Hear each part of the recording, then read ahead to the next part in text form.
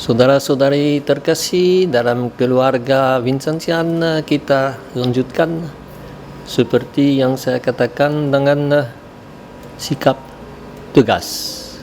Dan ini dalam buku kecil ini halaman 139. Sikap Tuhan kita adalah sekaligus lembut dan tegas. Ini kata Vincentius. Dan untuk memberi gambaran tentang hal itu ialah surat kepada Vincentius kepada Louis de Marillac, yang orang yang sangat mendampingi Vincentius untuk bisa mengerjakan semua tugasnya, pendiri Putri-Putri Kasih. Dan ini sebelum pendirian Putri Kasih pada 1 November 1637, Vincentius menerima surat dari Louis de Marillac yang mengeluh karena ada seorang wanita tertentu yang selalu keras kepala, selalu tuntut ini, tuntut itu. Dan dengan sifat umur dari Vincentius, ia selalu dengan Louis de Marillac coba supaya dia tidak tekan, tidak merasa gemetar, tetapi tetap berani.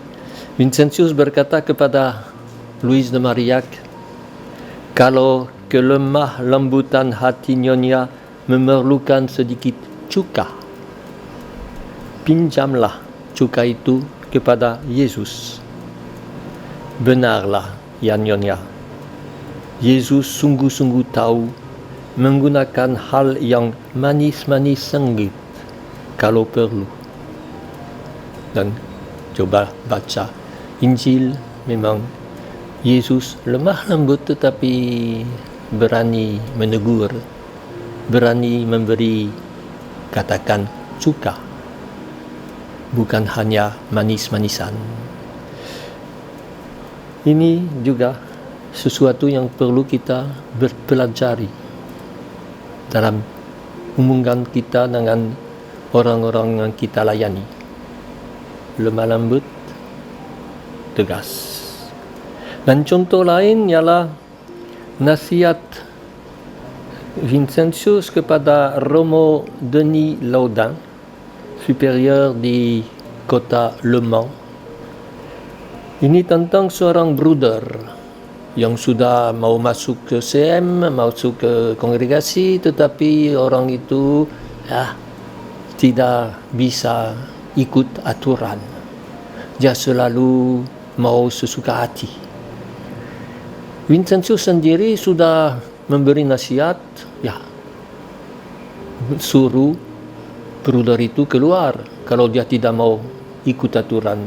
Tetapi toh Romo itu sebagai superior rumah di Le Mans rasa bahwa masih perlu coba menjinakkan bruder itu. Dan Vincentius berkata kepada superior itu, kalau Romo mau coba, silakan, boleh, tetapi tegaslah, suruhlah dia mentaati peraturan sejauh Romo bisa berhasil untuk menegaskannya. Buat itu sesuai dengan semangat Tuhan kita Yesus Kristus. Kalau satu orang tidak bisa dimenangkan dengan kelemah lembutan, tentu tidak akan bisa juga dimenangkan dengan sikap keras dan penuh kemarahan. Itu jelas.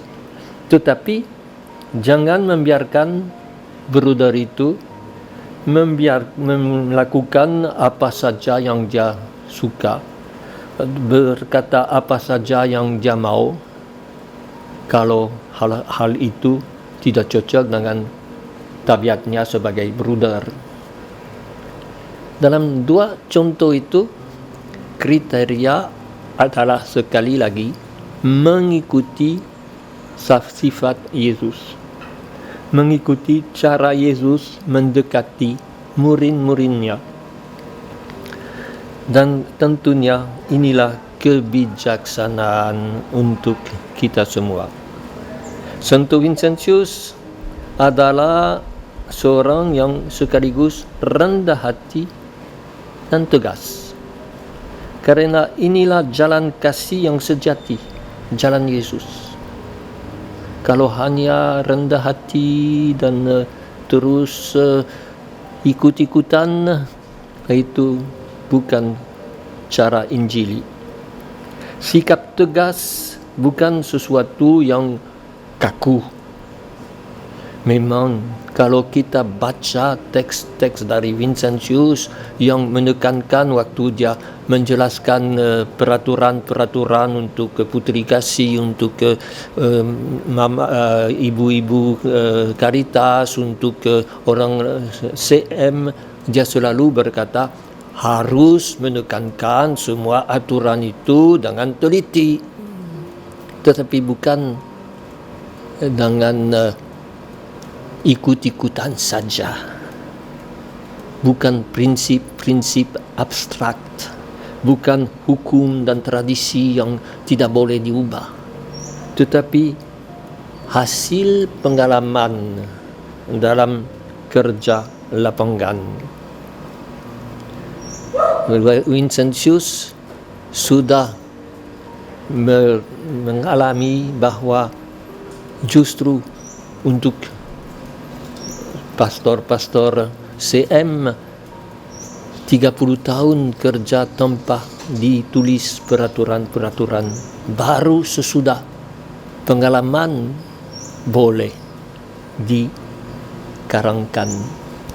Dan ini sesudah itu tidak berarti bahwa sekarang selesailah, ikut-ikut saja. Memang perlu tegas mengikuti yang sudah terbukti sesuai dengan kehendak Allah, terbukti sesuatu yang akan memungkinkan kita bekerja dengan hasil, tetapi asal selalu sesuai dengan sikon, sesuai dengan kondisi yang nyata. Bertindak penuh keluasan itu memang tidak cocok dengan kehendak Yesus, kehendak Allah. Tetapi energi kita untuk bertindak, keteguhan kita untuk mengarahkan kepada kehidupan, bukan mengarahkan kepada perintah-perintah asal jadi perintah, itulah yang Injili Vincentian. Memperkayakan diri dengan kemauan untuk bertindak lemah lembut, okey, rendah hati, okey, tetapi juga tegas, agar keselamatan yang dibawa, agar kabar baik yang dibawa bukan aturan. Yang paling melawan soal tegas ala Vincentian ialah istilah yang kita dengar seringkali, asal Bapa senang. Asal Bapa senang berarti saya tidak peduli apakah ini benar atau tidak, pokoknya saya mencilat pantat superior dan ini beres. Ini sungguh-sungguh tidak sesuai dengan semangat Vincentian, tidak sesuai dengan Injil.